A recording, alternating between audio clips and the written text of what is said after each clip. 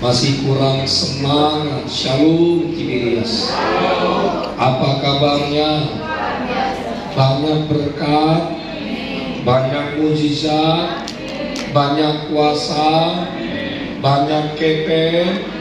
Sudah makan siang? Sudah? Yang belum makan siang, coba tolong angkat tangan. Tinggi-tinggi, jangan gini-gini. Ini mah gak angkat tangan, ini jurus pencoran. Yang belum makan siang, angkat tangannya tinggi-tinggi. Tinggi-tinggi. Saudara kayak gak mau saya takdir ini, serius nih. Iya, tapi yang paling mahal cuma KFC aja. Doa. Begitu kan. Ini cuma joke saja supaya biasa kalau khotbah siang ini agak berat, ya kan, agak berat, ya. Tapi saya percaya, ya biasanya kalau siang saudara tidur, ya tidur. Tapi saudara puji Tuhan, ya siang-siang bisa datang ibadah di sisi saya. Saya mengucapkan terima kasih untuk waktu kesempatan saudara datang di sisinya saya. Terima kasih. Atau judul khotbah saya berbicara tentang dipenuhi oleh Roh Kudus. Karena hari ini kita merayakan hari Pentakosta, 50 hari dari hitungan 40 hari Yesus menampakkan diri sampai ia naik ke surga. Kemudian saudaraku, selama 10 hari murid-murid menantikan janji Bapa. Murid-murid menantikan yang namanya turunnya Roh Kudus. Nah, tahukah saudaraku bahwa peristiwa turunnya Roh Kudus adalah momentum besar dalam sejarah gereja. Gereja atau orang-orang percaya mewakili Tuhan untuk menyelesaikan pekerjaan-pekerjaannya selama ia berangkat di surga. Kitab saudara, Kisah Para Rasul pasal yang kedua, ayat yang pertama sampai dengan ayat yang keempat. Kisah Para Rasul pasal yang kedua, ayat yang pertama sampai dengan ayat yang keempat. Ini adalah Pentakosta. Ketika tiba hari Pentakosta, semua orang percaya berkumpul di satu tempat. Dua saudara.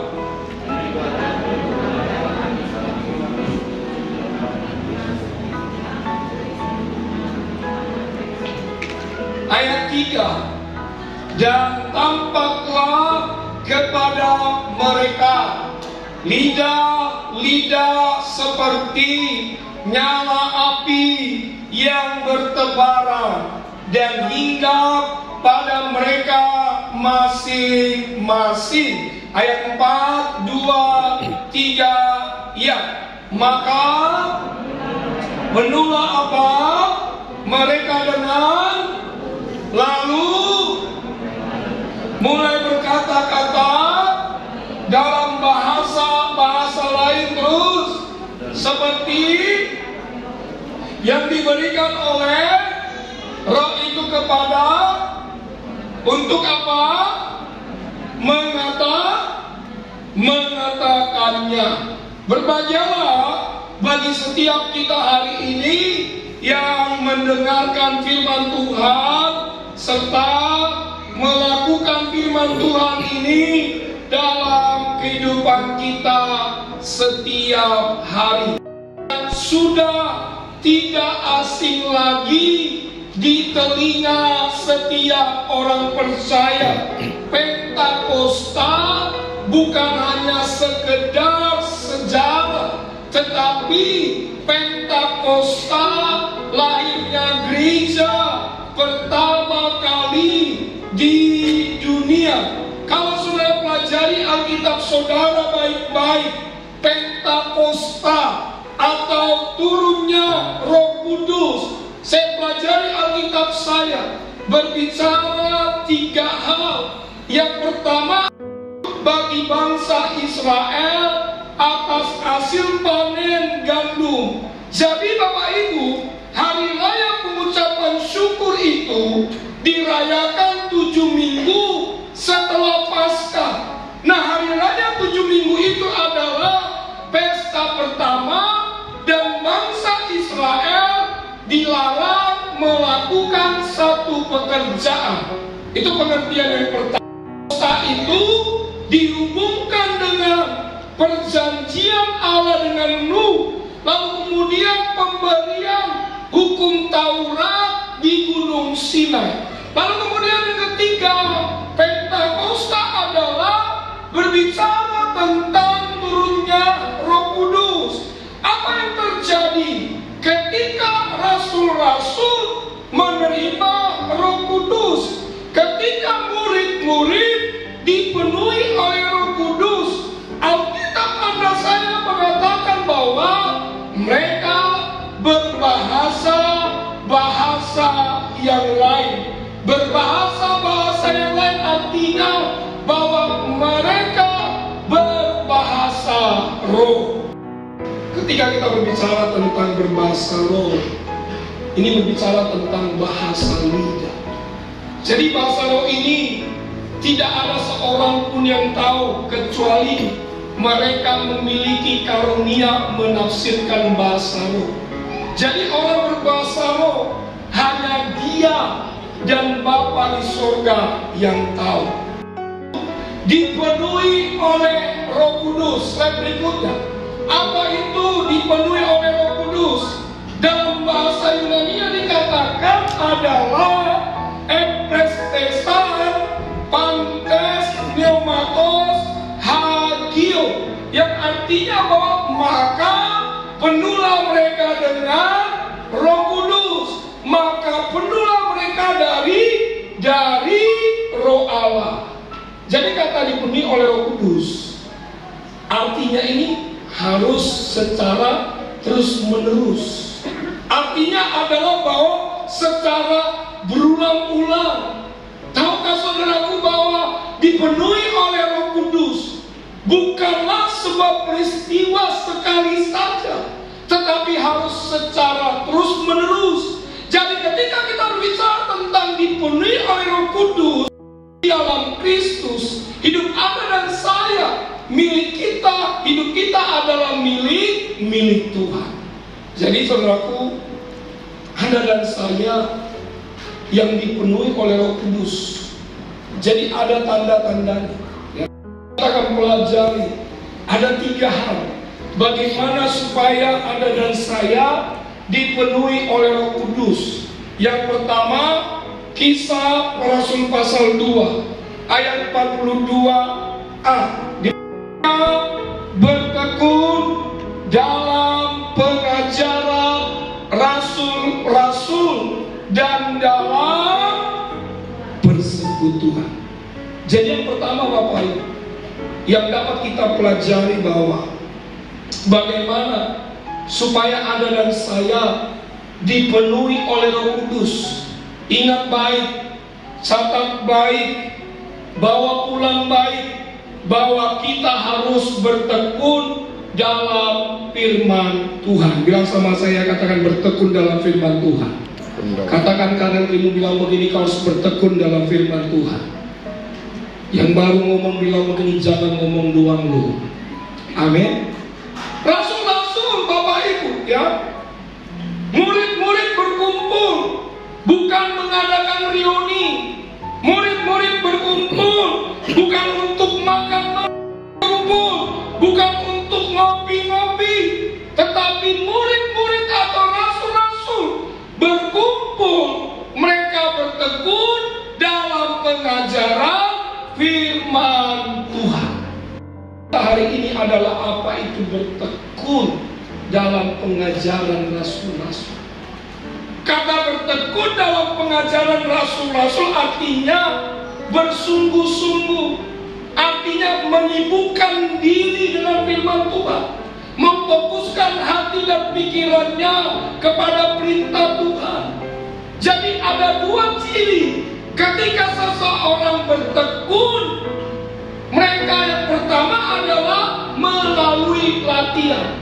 Lalu yang kedua saya pelajari, yaitu melalui ujian.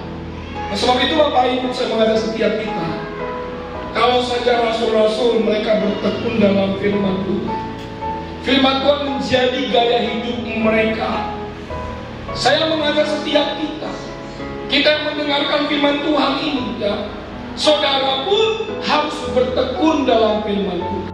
Mana supaya kita bertekun dalam firman Tuhan?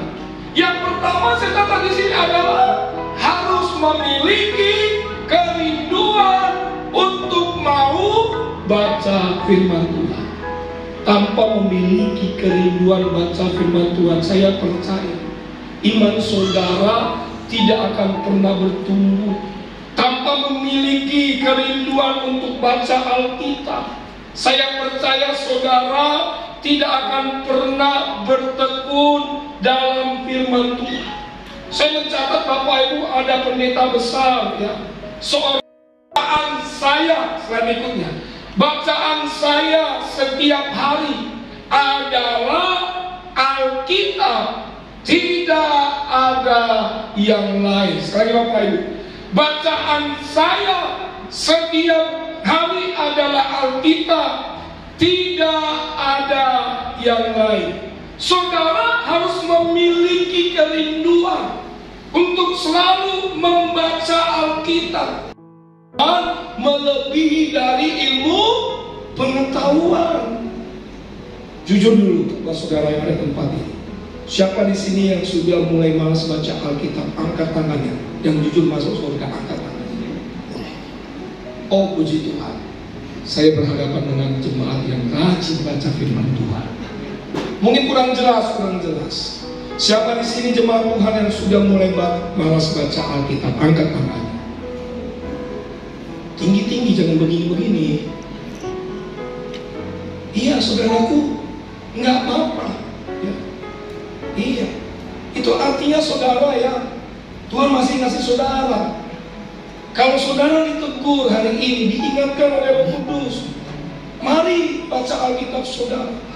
Kadang-kadang Bapak Ibu, mohon maaf ini, kita banyak nih, lebih banyak waktunya kepada dengan hal duniawi. Apalagi ya anak-anak kecil, ya, sering sekali nih, ya, kita bisa berjam-jam nih, mohon maaf nih, berjam-jam kita bisa di handphone kita, main game. Itu matanya udah mirip handphone Xiaomi. Iya, udah bersama dengan merek handphone. Iya, kita harus jujur. Kita sebagai manusia itu hal yang kita alami. Tapi izinkan saya mendorong saudara Bapak Ibu, jangan kebanyakan ya kepada hal duniawi. Ya, tantangan terbesar kita sebagai anak-anak Tuhan adalah supaya iblis menggiring saudara supaya saudara tidak taat, menggiring saudara supaya saudara tidak bertekun dalam membaca firman Tuhan, menggiring saudara supaya saudara tidak punya niat untuk baca Alkitab. Adalah harus mau dibimbing oleh Roh Kudus. Salah satu tugas Roh Kudus adalah membimbing, mengajar saudara. Oleh sebab itu kalau Roh Kudus menuntun saudara, mengingatkan saudara, jangan keraskan hati saudara. Banyak orang Kristen tanpa menyadari bahwa Roh Kudus selalu mengingatkan. Roh Kudus sebagai alarm kehidupan setiap orang percaya. Kalau Roh Kudus bilang, bangun saudara pagi-pagi untuk berdoa, untuk baca firman Tuhan, saudara harus bangun. Katakan amin. Saudara harus bangun. Jangan lebih besar keinginan daging saudara. Orang namudum kali juna. Iya. Kali juna baca Alkitabmu. Saudara harus bangun itu.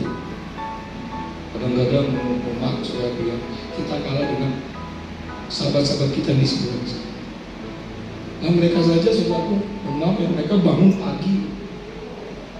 Mereka aja berdoa sampai 5 kali sehari. Nah kita saja saudaraku ya, kadang-kadang Roh Kudus sudah suruh bangunin kita nggak mau berdoa. Mari saudara pilih, ya. kedagingan atau keinginan roh.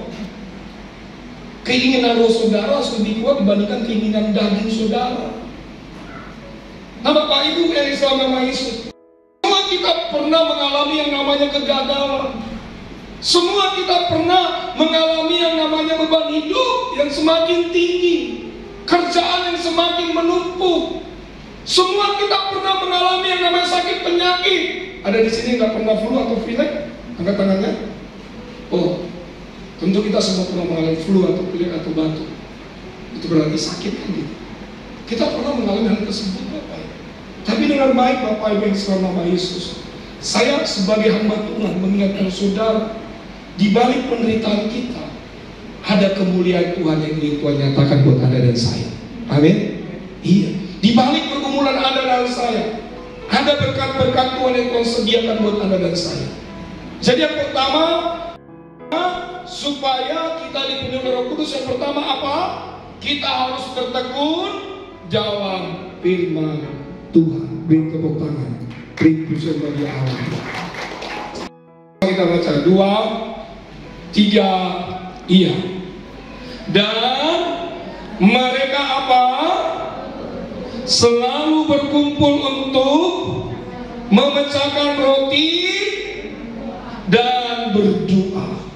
Yang kedua yang dapat kita pelajari adalah bagaimana supaya Anda dan saya dipenuhi oleh Roh Kudus. Kita harus bertekun menyatu dengan tubuh dan darah Yesus.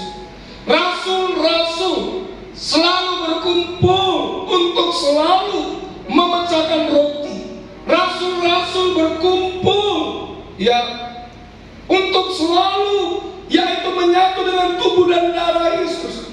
Nah, apa yang terjadi ketika rasul-rasul selalu menyatu dengan tubuh dan darah Yesus? Alkitab Anda saya mengatakan mereka mengadakan tanda kuasa dan mujizat Allah. Yang paling luar biasa adalah mereka disukai semua orang. Disukai semua orang. Lalu menyatu dengan tubuh dan darah Yesus. Jangan lupa ya, ajak ya anak-anak, ajak ya suami, ajak istri ya sebelum tidur, sebelum beraktivitas ya.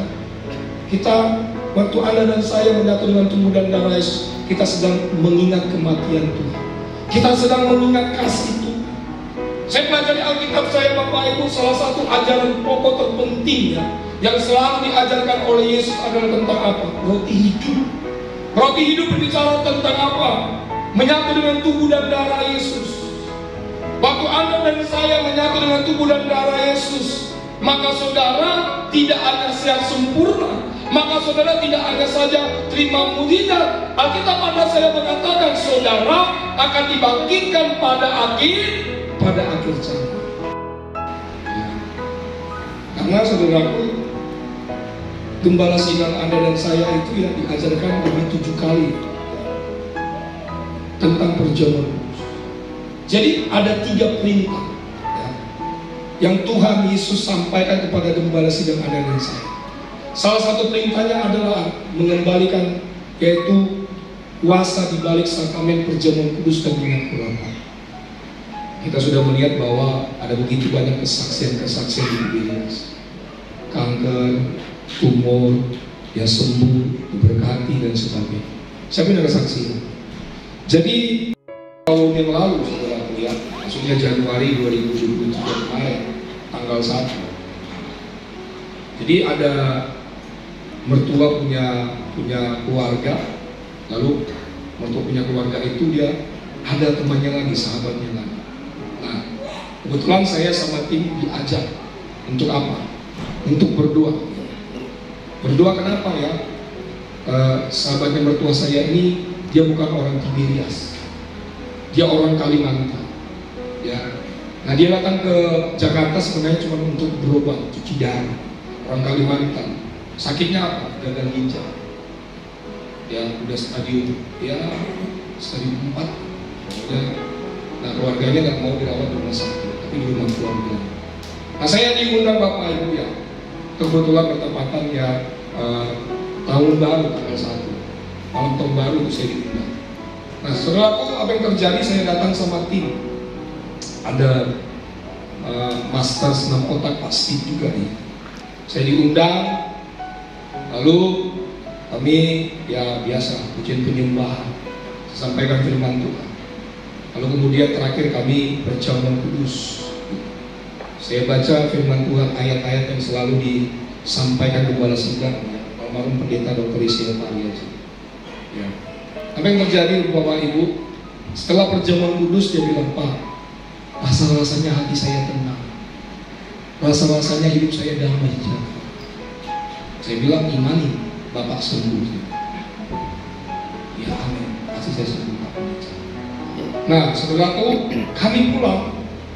Setelah kami pulang, besoknya ya keluarga itu telepon saya, dibilang, Pak bisa datang lagi nggak? Dibilang, saya datang lagi. Biasa kami ibadah, ujian penyembahan, lalu perjamuan kudus saya urapi dengan minyak urap. Itu pinggangnya saya urapi dengan minyak urap. Ya, pinggangnya kan dengan ginjal. Saya bilang sembuh ginjalnya, beli ginjal yang baru. Nah saudara, kami terjadi, kami pulang. Setelah kami pulang, dia telepon saya. Hari ini saudara, dia udah balik ke Kalimantan. Mujizat Tuhan terjadi, ginjalnya sembuh. Beri tepuk tangan dulu, mujizat dia alami. Bayangkan kuasa di balik perjamuan kudus. Mungkin saya bilang begini, Pak Pendeta, saya sudah sering menyatu dengan tubuh dan darah Yesus, tapi kenapa tidak kunjung sembuh? Menyatu dengan tubuh dan darah Yesus, tetapi kenapa usaha saya selalu mengalami kegagalan? Mungkin saya bilang begini, Pak Pendeta, saya sudah sering menyatu dengan tubuh dan darah Yesus, kenapa rumah tangga saya, ekonomi saya belum dipulihkan? Tapi saya sebagai hamba Tuhan, saya percaya, teruslah menyatu dengan tubuh dan darah Yesus. Percayalah bahwa mujizat Tuhan masih tetap berlaku saat ini. Katakan amin. Di dalam Yesus masih ada pengharapan. Terus percaya, jangan putus asa. Makanya dikatakan bertekun, memecahkan roti. Bertekun apa? Ya, bertekun apa? Menyatu dengan tubuh dan darah Yesus. Beri tepuk tangan, beri pujian bagi Allah. Ya, Kisah para Rasul pasal slide berikut. Dan mereka selalu berkumpul untuk memecahkan roti dan berdoa. Yang ketiga yang kita pelajari bagaimana supaya kita dipenuhi oleh Roh Kudus.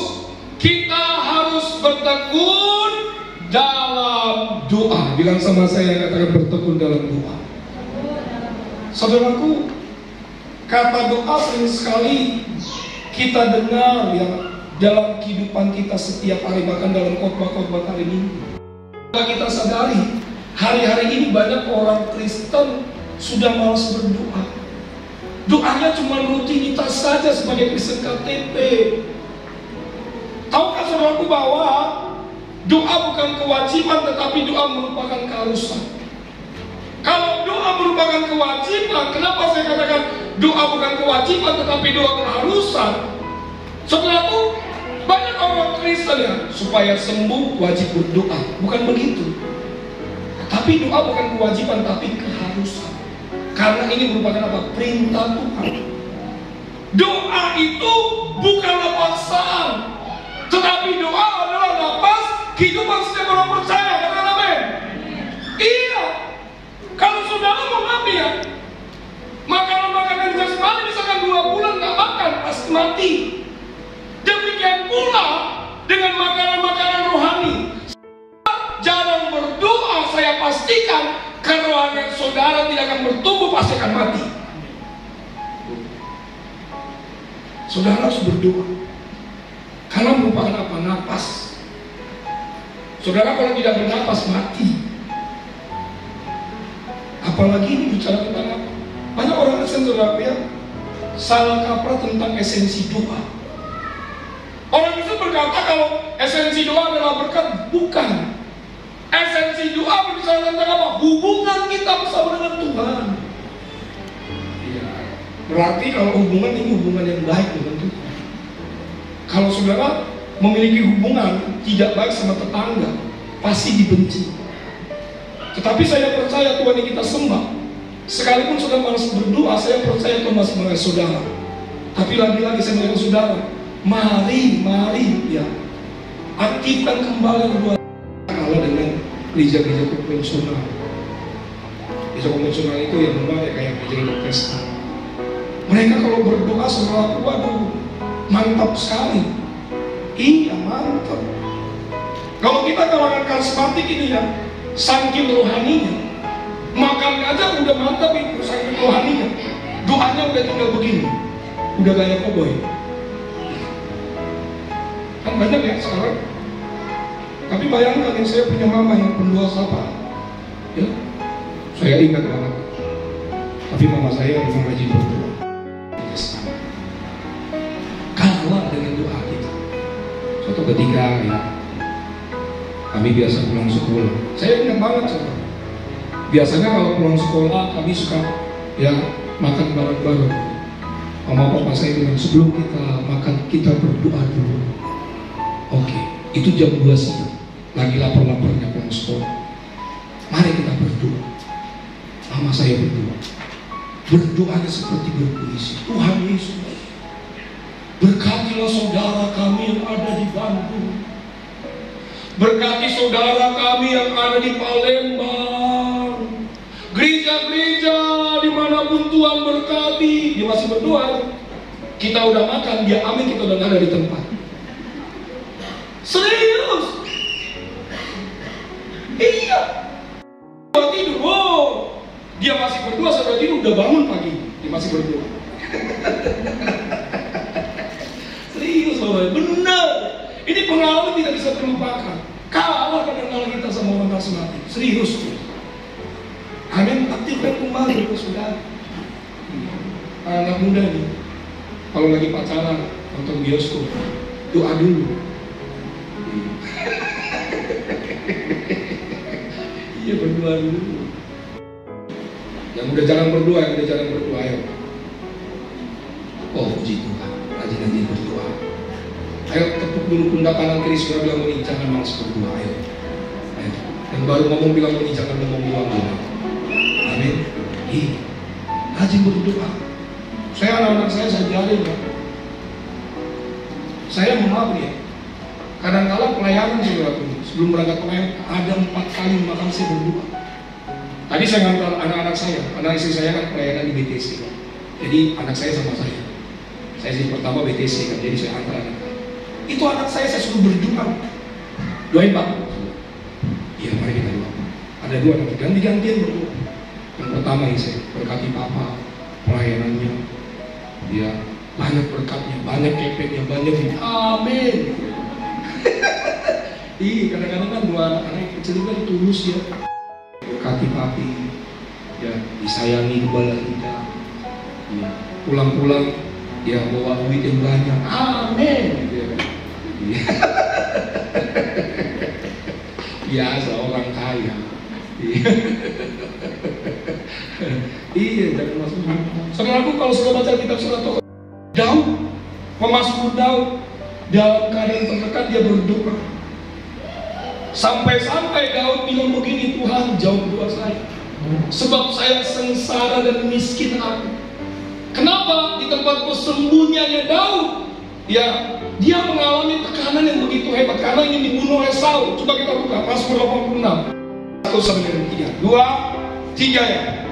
Sedekalah telingamu ya Tuhan, jawablah aku sebab sengsara dan miskin aku. Terus ayat 2, peliharalah nyawaku sebab aku orang yang kau kasih. Terus selamatkanlah hambamu yang percaya kepadamu. 3-2-3 ya.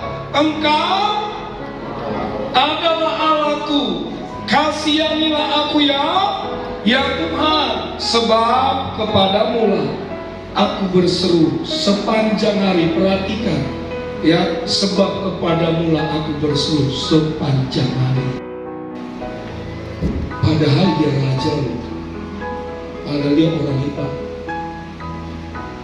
Dia berdoa. Amin. Seberapa besar kebaikan saudara? Kita orang hebat, kita orang lemah. jangan lupa tinggalkan doa. Ingat dulu, D-O-A. Bilang sama saya, katakan D-O-A. Doa. Udah kayak Muslim minggu ya. Iya. Pelajari, yang dapat kita pelajari bagaimana supaya kita dipenuhi Roh Kudus. Yang pertama, kita harus bertekun dalam firman Tuhan. Saya udah musik. Yang kedua, kita harus bertekun menyatu dengan tubuh dan darah Yesus. Yang ketiga, kita harus bertekun di dalam doa. Saya percaya kalau saudara melakukan ketiga hal tersebut, saya percaya saudara senantiasa secara terus-menerus dipenuhi oleh Roh Kudus. Beri tepuk tangan, beri pujian bagi Tuhan. Setelah musik,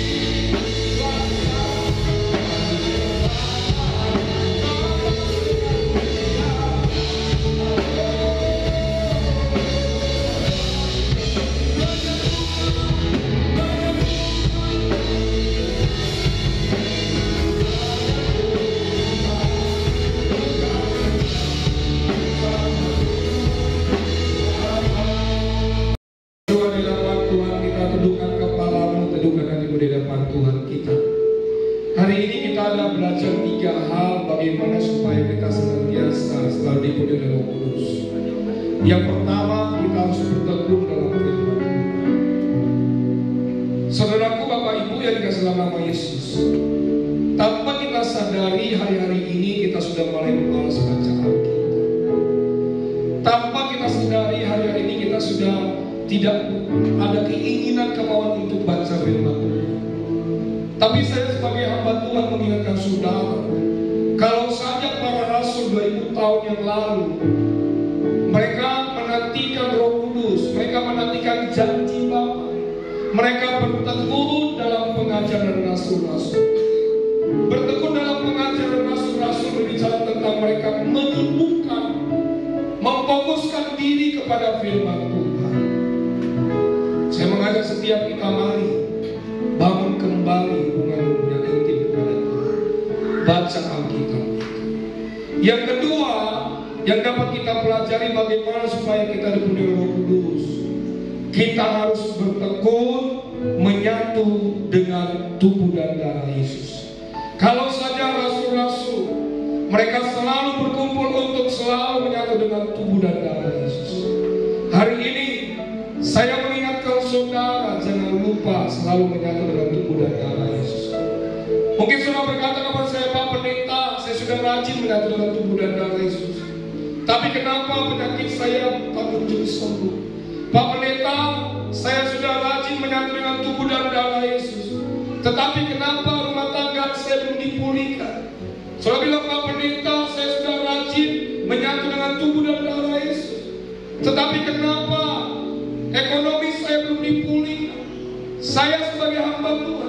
memberi pesan kepada saudara, teruslah bertekun menyatu dengan tubuh dan darah Yesus. Teruslah percaya di dalam Yesus masih ada mukjizat. Di dalam Yesus masih ada pengharapan bagi mereka yang selalu bertekun menyatu dengan tubuh dan darah Yesus. Yang ketiga yang kita pelajari bagaimana supaya kita penuh Roh Kudus. Kita harus bertekun di dalam doa. Tanpa kita sadari juga saudaraku, hari-hari ini kita banyak orang Kristen doa cuma rutinitas saja. Doa bukanlah paksaan, tetapi doa merupakan nafas kehidupan setiap orang percaya. Doa bukanlah kewajiban, tetapi doa merupakan keharusan setiap orang percaya. Karena doa merupakan perintah Tuhan. Hari ini saudara, kalau saudara sudah mulai malas berdoa, aktifkan kembali doa saudara. Saya percaya orang yang selalu terus berdoa, bertekun dalam doa, saya percaya Allah akan mengabulkan doa mereka dengan cara, dengan kehendak Tuhan. Percayalah akan hal itu. Beri tepuk tangan, beri pujian bagi Tuhan. Tepuk tangan yang luar biasa. Lebih dahsyat lagi sama, lebih luar biasa lagi. Haleluya. Selesai, haleluya. Mereka berkata dengan Tuhan. Dengan Tuhan. Terima kasih. Mengalir kuasa dari